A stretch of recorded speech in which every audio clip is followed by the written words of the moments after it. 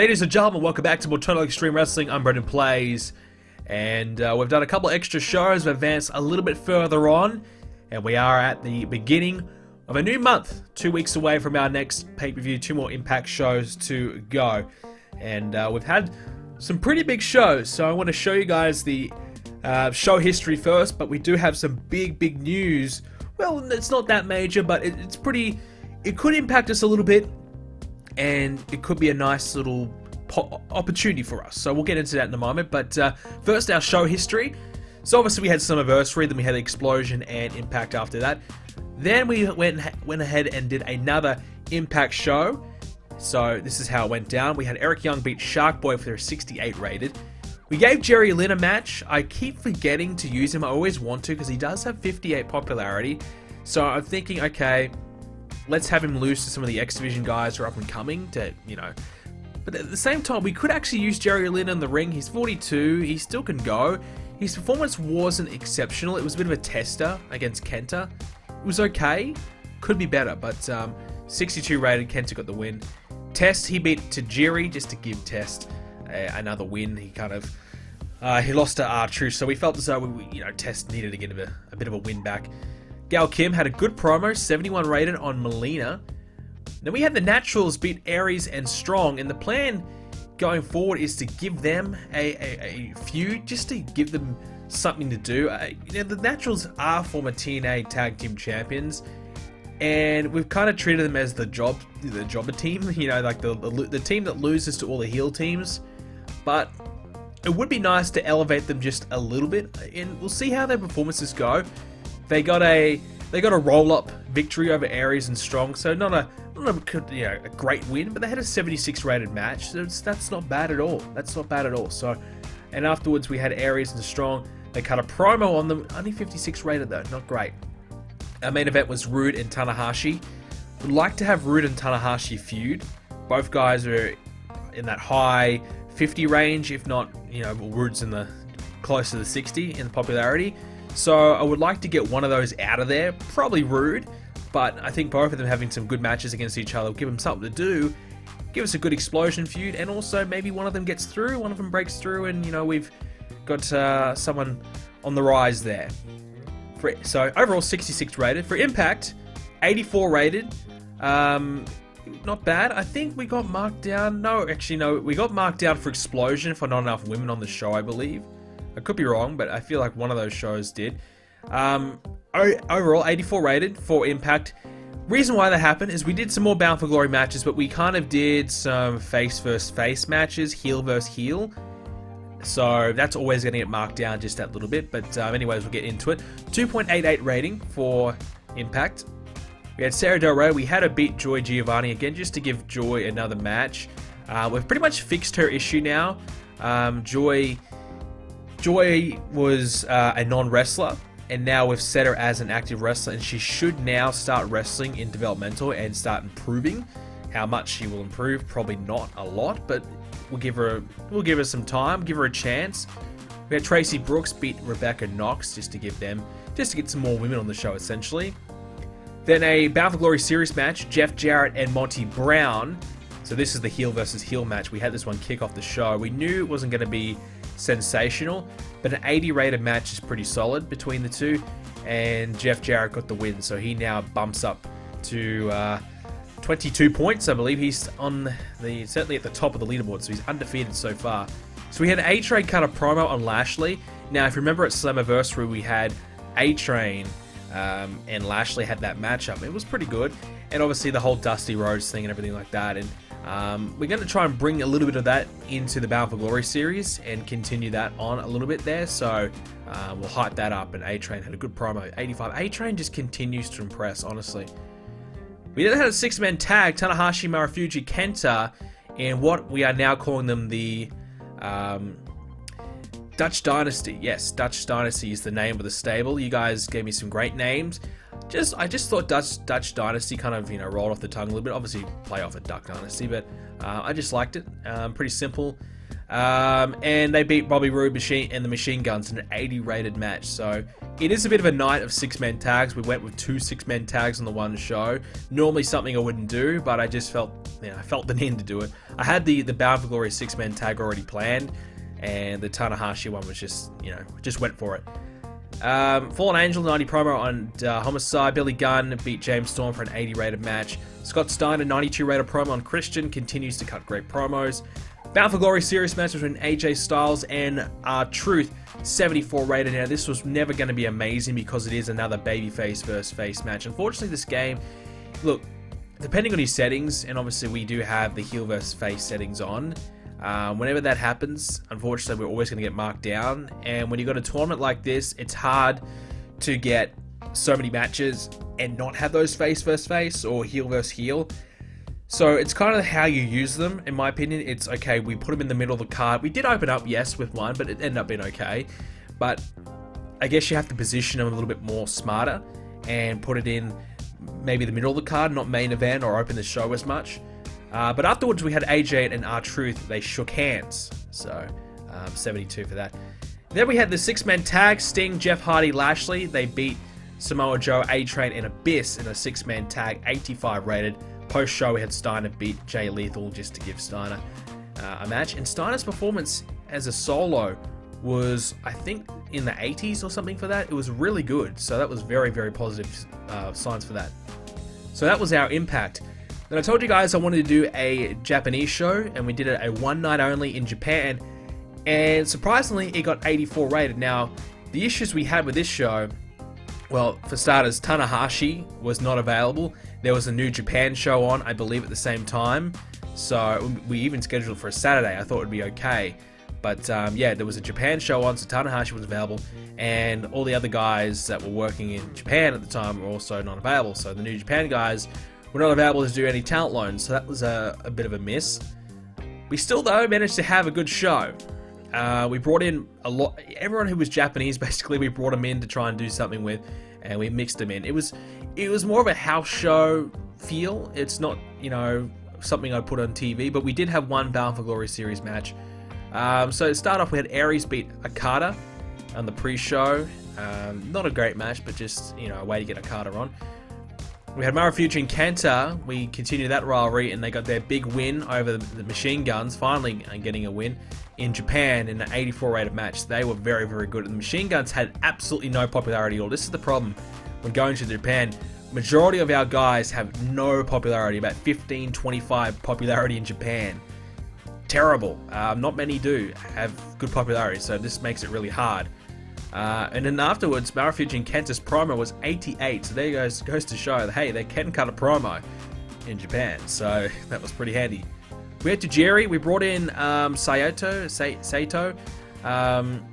He's just a local guy. We brought him in, and I think he had about 57 popularity. Brought him in and had Tajiri just beat him.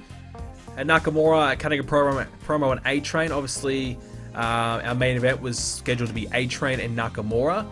And we brought in Awesome Kong, who actually had 60 popularity in Japan. That was surprising. But she did lose to Melina in a 65 rated match, so that's pretty good. Melina didn't have any popularity in Japan, so that ended up being a lot better than I expected. Then we had A-Train cut a promo on Nakamura, and A-Train can speak passable Japanese, so it didn't affect him. He got 83 rated. Steiners, they beat the New Age Outlaws. The Steiners got good popularity in Japan. And two guys that I didn't really want, I wasn't going to have this as a Bound for Glory series match. I didn't actually think about Bound for Glory when I did this match, but we're going to say it counts as a Bound for Glory series match because they did house show matches for Bound for Glory and everything like that. Sting and Samoa Joe, who actually had awful chemistry. No good. Sting and Joe, can you believe it? No good. So we can't really set up and do a big feud between those two anytime soon because they've got no good chemistry. 68 rated. So yeah, terrible. So that does count as a Bound for Glory series match. Sting did beat Joe, so Sting gets a win in the Bound for Glory. And then we had Nakamura just had a hype video hyping up. It was really Nakamura's night. Main event was huge. A-Train beat Nakamura by countout. The global championship was on the line. 93 rated. 93 rated. A-Train and Nakamura. Unbelievable. Yes, Nakamura does have 82 popularity in Japan. I don't know what A-Train's is. Let's have a quick look. I think it's pretty good. Yeah, it's about mid-70s. They had a classic 93 rated. So it goes to show, when we get Nakamura and when we get him at a popularity that's pretty good, right now it's not. If we can get him to 70 popularity, he's going to have some damn good matches, honestly. He had a great match with A-Train. I don't even think they had great chemistry. It was just a good match. Just those two just worked well. So that's our few shows that we had. And we'll have a quick look now at the Bound for Glory series. And this is where we're at now. So Jeff Jarrett's up top with 22 points. He's won 2 matches, including that Battle Royal for 15 points. Sting, he's won 2 matches now. He won that tag match and the match against Joe. AJ, he got a submission victory, so he now has 10 points. So he beat Ron Killings by submission. Monty Brown has 7, Lashley 7, and Jeff Hardy all have 7. The rest are all on 0 at the moment. Muhammad Hassan and Rhino are the only 2 that have only had 1 match. So we will be scheduling a match between those 2 on next week's Impact, because we just couldn't fit it in on our shows. So we didn't want to do it in Japan because they have awful popularity there. So we'll be scheduling that in soon. So yeah, so that's where we're at right now. I think the plan is to have 10 matches. Every person in the Bound for Glory series will have 10 matches over the course of 12 weeks. So not every week will they compete, but most weeks they will. And it'll be a combination of tag matches, singles, multi-man, battle royals, ladder matches, 6-man ladder match. I don't know, everything. A bit of a mixture of everything. But in the end, everyone will have 10 matches, hopefully, if I book things right. So that's the plan.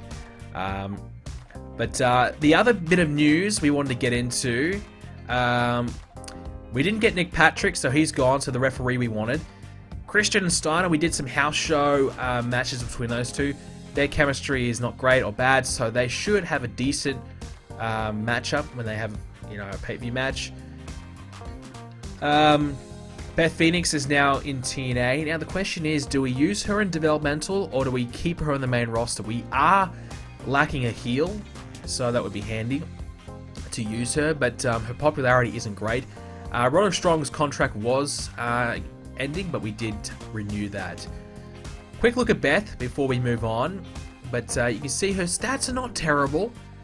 They're good. They're not bad at all, especially for the women. That's not bad. That's decent. It will improve. She's only 4 years in, but the popularity is the issue. You could send her down to developmental and she might rise to 30 to 35, maybe.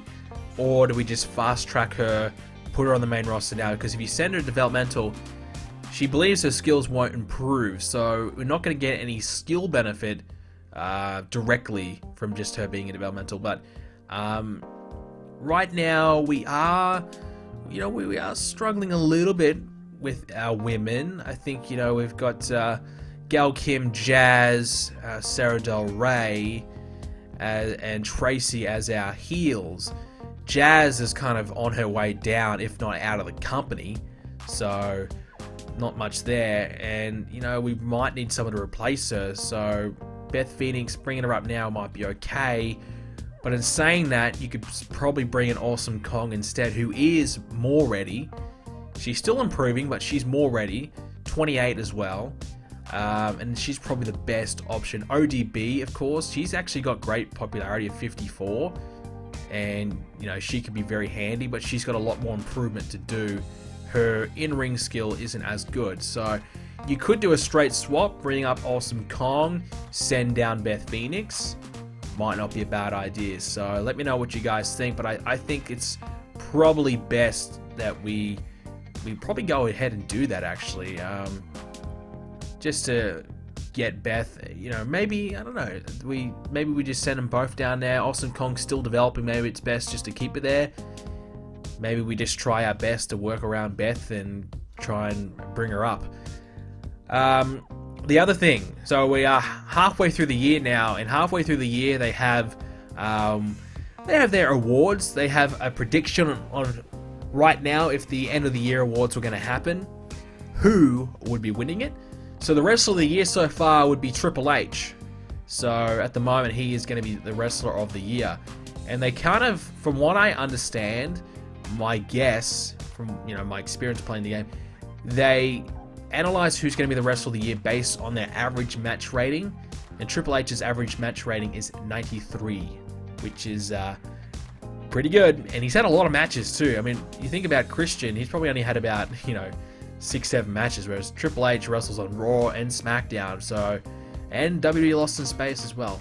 So he wrestles on both shows because I think for whatever reason there is no brand split set on this game. I wish there was, but for whatever reason the mod didn't have it set up, and I didn't think to check it. I just thought it would be okay. So yeah, WWE is considered to be the company of the year. That's expected. They've been killing it. I mean, they've had a lot of, look at all their shows in the 90s. Their best show that they've done, though, isn't necessarily that much better than ours, so we're in the hunt. DX Team of the Year. The Match of the Year is Benoit and Shawn Michaels. That happened on Raw, so I'm guessing that was 100 rated. Whoa, hey, hang on. We got Show of the Year so far. Slammiversary. 8, technically not 8, 4. But Slammiversary. So at the moment, we would win Show of the Year, which is pretty cool. I think we did a damn good job with Slammiversary, so that's really cool. We would be in the running for Show of the Year. Young Wrestler of the Year would be Kenny from the Spirit Squad. Veteran would be Misawa. And Trish Stratus would be female. And Brian XL would be independent. So just a bit of an idea of where we're headed. And we'll see if those actually come into fruition at the end of the year. But we'll find out. Last but not least, some new workers have entered in. And we've got a couple names I want to run this by. First up, Maurice. Yep, Maurice is in. So she's got 17 pop, don't worry about that, but her skills are pretty good, including 67 mic, 73 charisma, sex appeal of 90, so, that's going to suit our, our audience that always want to see women, so she'll definitely suit that audience. But her skills, aren't terrible, and you could obviously send her to developmental. I think she'd be good. I think, honestly, it would be good. Now, some of you guys have been criticizing me like, oh man, you're just signing everyone, all the future people that go to the WWE, you're just getting them all. But yeah, I guess we are in a way. But realistically, a lot of the people that we've been getting, probably would have, could have went to TNA. Maurice, maybe not, but look, we do need women though. So when it comes to women, all bets are off. We need any woman we can get that's any good. So we might get Maurice. We might bring her in for a year. We'll try our luck. She's not getting a bonus though. And we'll bring in developmental. So she's happy to go down. The other one, Ted DiBiase Jr., who does have 38 popularity. Not a bad start. The bio says he has huge amount of potential. There you go. So obviously the easy thing to do, bring in Ted DiBiase Sr., have him manage Ted DiBiase Jr., and go from there. But he does have 80 star quality, so he's decent stats. So look, I'm not too keen on bringing him in. I don't, not that interested in him, but someone to keep an eye on, I suppose. I mean, you could bring him in and have him team up with Cody Rhodes and do that, sure. But for now, we might leave that. But if you guys want me to bring him in badly, I know you guys have been asking me to bring in some really weird people, but if you want me to bring in Ted DiBiase, we'll think about it. Last person is Alicia Fox. Now, her stats are not good. In fact, they're very, very poor. Sex appeal to star quality is pretty decent. Her charisma's okay.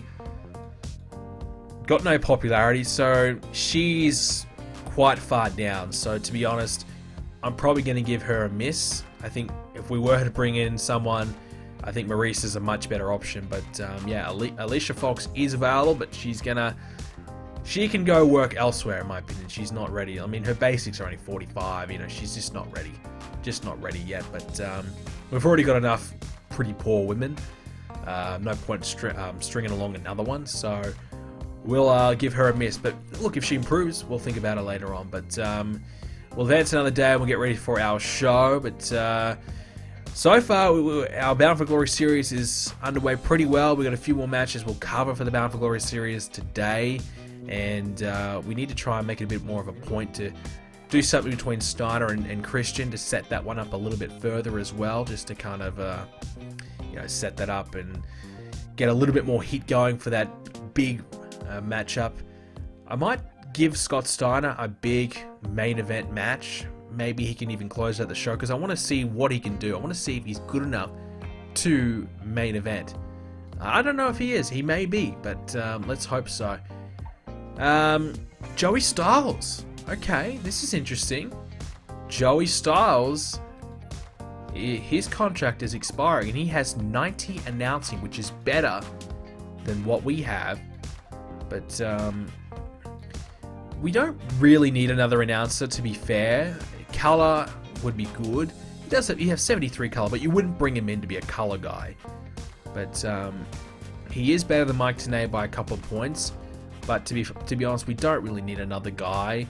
Yeah, he could come in and do our minor show, but we're not going to bring him in to do the minor show. And to be fair, he stays in WWE at this time period, so we're going to leave him.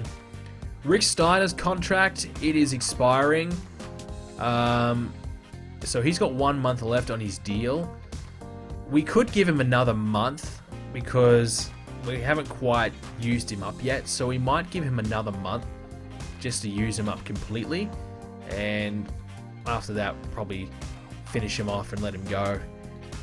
Yeah, so we might give him 1 more month just so, because he's got 62, just so we can maybe try and bring him down to 55 or something like that, just to finish him completely.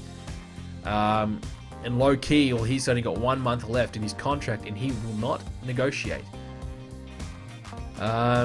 DPW, they are offering her a contract, and she's considering both options. Well, okay, well, we might have to up our offer a little bit to Maurice, because I'm not letting her go, and she's gonna sign with us now, hopefully. So we'll leave it at that. But we'll go ahead and we'll get our Explosion show all ready to go, and we'll find out the results for this week's shows. Quick little look, locker room incidents. Scott Steiner was being a jerk backstage and threw a punch at Road Dogg. He got beaten up by Road Dogg. Okay, wow. Well, Scott, you did get beaten up, so we might just give you a warning. His personality's got worse. Well, okay. And, well, Homicide's helping out low-key more. We don't need you to help low-key. Stop helping him. He's the enemy now. He's not working for us after the next month. But, yeah. We'll come back to it, and we'll show you the results. Okay, so here are the results for Explosion, Simon Diamond and Matt Sydal. And we had Matt Sydal get a victory over Simon Diamond. We opened up the show with Tanahashi saving Marufuji and Kenta from an attack by Sabin and Shelley. They tried to blindside them, and Tanahashi came in for the big save. And 66 rated. Andy Douglas and Roderick Strong went 1-on-1. Not a bad match. I mean, two tag team guys essentially to get a 57 rated when they both had 51 rated performances is not too bad. We might have to go ahead and change Andy Douglas's gimmick and Chase Stevens as well. So we're trying to remember to do that. We had Molly Holly and Melina cut a promo. Melina was good. Molly Holly maybe not so much. Yeah, I don't know if she's got the greatest promo, but hey, 63 rated, that's pretty good for our women. Then we had a tag match. We had Molly Holly, Melina. They were hyping up the match between Gail Kim and Sarah Del Rey. 67 rated tag team match for the women. That's pretty good. And a chance to see how Melina will go against Gail Kim. And Melina, 75 rated. I think that is our best from a woman. That is incredible. That's really good for a woman. So Melina killing it. Gail Kim was good, 66. Holly and Sarah Del Rey pretty good. Hit the 50s, that's fine. So, 67 rated match. Pretty good. Pretty good. Bobby Roode cut a promo on Tanahashi. Close out the show with Tanahashi versus Alex Shelley 1-on-1. Shelley got a victory thanks to the interference by Bobby Roode. And Tanahashi's 73 rated performance. So that's better from him. Shelley 81. Happy about that. Obviously we need better announcing. And yes, we could get Joey Styles to fill that role, but trying to keep it slightly realistic at some points. But yeah, so Tanahashi improving his technical skills, that's good. So 76 rated for Explosion. That's pretty good. Advanced our Bobby Roode storyline as well. And that's our show. So 73 rated overall. Better than last week. So happy about that. This time we had enough women on the show. So you get more women. Women is the ratings draw, I guess you could say. Alright, we'll book our Impact show. Okay, so let's get Impact underway. Pre-show, Road Dogg and Chris Harris one-on-one, 74 rated. Rick Steiner and Matt Sydal, 65 rated. We just couldn't find time to put a filler match on the main show, so we had to stick it on the pre-shows. It's not really going to help Sydal that much, even though he got a win over Steiner, but we'll see. We did a hype video just hyping up Beth Phoenix. Now we know this isn't going to really do any good because Beth Phoenix has no popularity, but slowly we might do a few hype videos, do vignettes, I guess, and build to it. We then opened the show with Muhammad Hassan and Rhino. We made it a Texas death match, which is a brawl-based match because they are more so suited to that. Hassan did 91 rated performance. My God, that is good. And Rhino 79, so only 80 though overall because of a lack of psychology. So, okay, so mark down a little bit there, but geez, that could have been a great match, probably 85-ish. Hassan though, man, 91, that's good. Afterwards, Hassan cut a promo on Jeff Jarrett. Of course, he is leading the Bound for Glory series at the moment, so everyone's going to be cutting promos on Jeff Jarrett coming after that top spot, 88 rated. Then we then did a talk show segment. Jim Cornette, he's in there. He introduces Christian, who's the champion, comes out, talks, and then he introduces the #1 contender for the championship, which is Scott Steiner. And then they face off. But Scott Steiner backs down and gives Christian a warning. So 98. So far the segments have been very, very good, and that's very positive. We keep that going. I don't think the match is going to be that amazing, but if we have good enough storyline heat, it might just advance. It might just get that little bit extra. Then we then have Melina and Sarah Del Rey, and 73 rated. Wow. Okay, Melina 72 rated performance. To get a 73 out of Sarah Del Rey, that's pretty good. We had Gail Kim come in and attempt to interfere, but instead she attacked Sarah Del Rey, so the old botch interference, and Melina got the win instead. Homicide and Raven had a one-on-one match. Raven 70 rated. Maybe he wasn't on the drugs tonight. That would be nice. 85 rated from Homicide. We did this just to give Homicide another good victory, just to boost his popularity just that little bit more. Use Raven in that role. We had Daniels on commentary to boost that storyline as well. So 80 rated, pretty good. Sting cut a promo on Jeff Jarrett.